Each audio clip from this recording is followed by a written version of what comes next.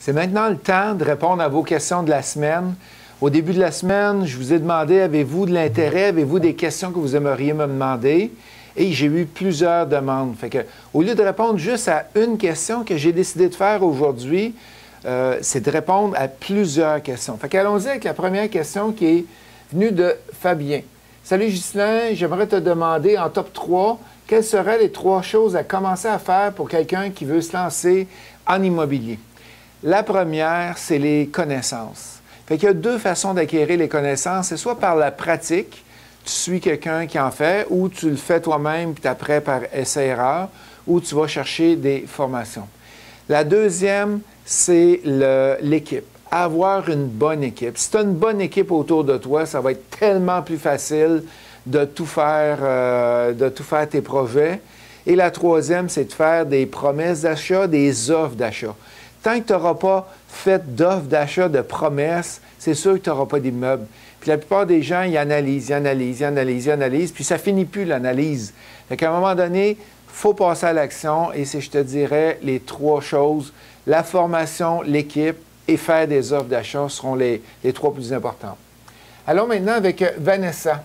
Moi, je voudrais savoir, c'est quoi que ça fait les nouveaux règlements hypothécaires pour les investisseurs? Est-ce qu'on va être pénalisé? On va regarder les nouveaux règlements du côté, comment on appelle ça, l'immeuble locatif et du côté flip.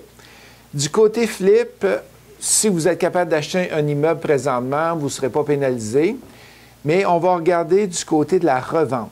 La revente, c'est sûr qu'il y en a un petit peu moins. Il y a peut-être je ne sais pas c'est quoi le chiffre exact, mais d'après moi, il y a un 10-15 de gens qui vont moins se qualifier pour les premiers acheteurs. Est-ce que c'est dommage? Je ne crois pas.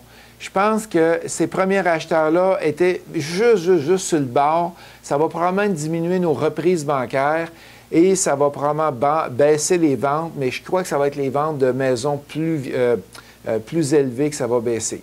Et qu'est-ce que ça va faire? Ça va déplacer le marché. Si tu as une personne qui était dans du marché de 2 à 300 000, bien là, elle va être peut-être capable dans du 150 à 200 000, ces personnes-là. Et qu'est-ce que ça va faire? Peut-être que nos condos vont repartir. On va être capable de revendre nos condos plus bas de gamme, plus facilement. Fait que l'impact pour les flips, ça va être mineur selon moi, mais oui, si vous avez une maison premier acheteur, il va y avoir un certain impact. Peut-être au lieu de se vendre en 3 mois, ça va se vendre en 4 mois. Mais il y a quand même des gens sur le marché là, qui ont de l'argent, qui sont capables de mettre leur 20 %. Rappelez-vous que c'est seulement pour les gens qui mettent 5 %. Côté immeuble à revenus, qu'est-ce que j'en pense là-dedans? C'est que de 2 à 4 portes, il va y avoir un impact parce que l'ATD, l'ABD est calculé pour l'immeuble à revenus de 2 à 4 portes pour vous. Donc, ça veut dire votre taux d'endettement, autrement dit. Fait que si vous avez un 2 ou 4, c'est sûr que ça va faire une différence. Dans du 5 et plus, c'est comme une entreprise. Votre ATD, ABD a moins d'importance. C'est même pas important. C'est une entreprise, fait que ça ne devrait pas avoir d'impact à court, moyen ou long terme. On a une autre question qui vient de Sabrina et qui nous demande, est-ce que ces nouveaux règlements-là vont changer beaucoup la donne pour la location-achat? La location-achat, rappelez-vous, c'est quoi? Vous avez une maison, vous avez un locataire, vous êtes entre les deux, vous achetez la maison et vous relouez la maison. Quand vous avez un locataire qui vous loue la maison, ce n'est pas aujourd'hui qu'il va avoir la chance d'acheter, c'est dans 2 ans, 3 ans, 4 ans. Est-ce que l'impact du 5 % va avoir un impact sur la personne? C'est sûr que ça va avoir un impact parce que souvent, ces gens-là vont aller avec 5 % de mise de fonds.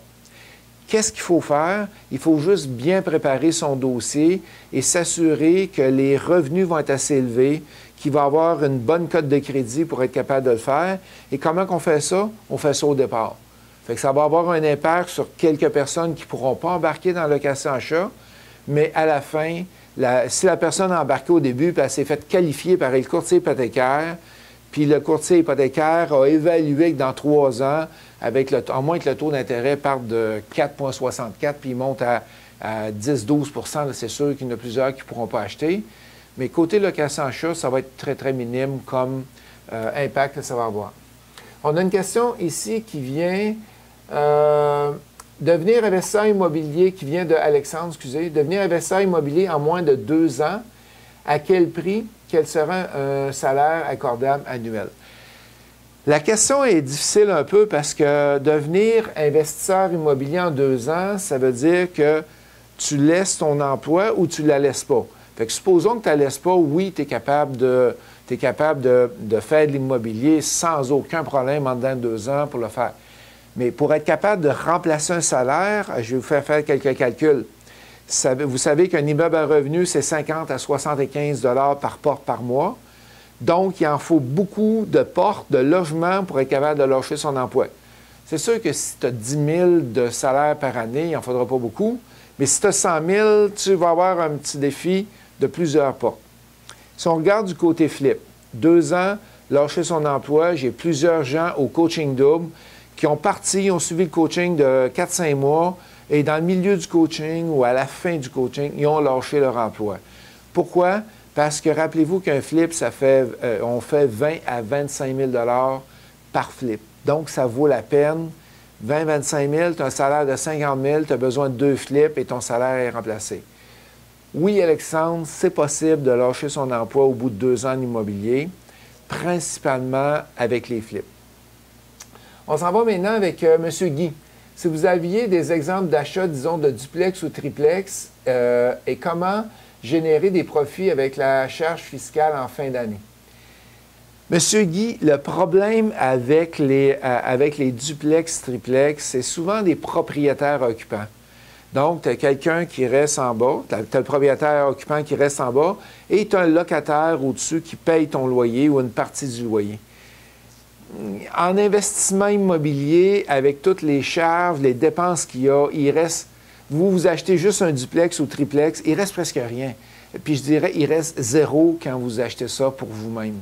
Fait que qu'est-ce qu'il faut faire? Il faut grossir. Il faut aller vers un 4, 5, 6, quitte à aller chercher un partenaire. Mais le duplex, triplex, je dis tout le temps, c'est un des investissements les plus risqués qu'il n'y a pas au Québec. Pourquoi? Tu perds un revenu, tu perds 50 % de tes revenus.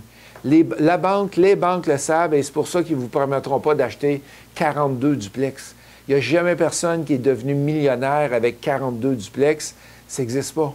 Les gens vont acheter 1 ou 2 duplex, puis la banque va les arrêter. C'est sûr qu'elles arrêtent tout de suite. Fait que qu'est-ce qu'il faut faire? Il faut grossir des meubles. Là, c'est possible de le faire. Fait que pour répondre à votre question, il n'y a pas de revenus presque avec un duplex ou triplex. Dernière question avec M. Fabien. À quand les réponses? Bien, on a les réponses aujourd'hui. À chaque semaine, qu'est-ce qu'on va faire? On va demander des questions au début de la semaine et à la fin de la semaine, on va répondre à vos questions. Fait que, gênez-vous pas. On est là pour répondre à vos questions. Ça me fait plaisir de vous aider. Justin Larochelle, immofacile.ca.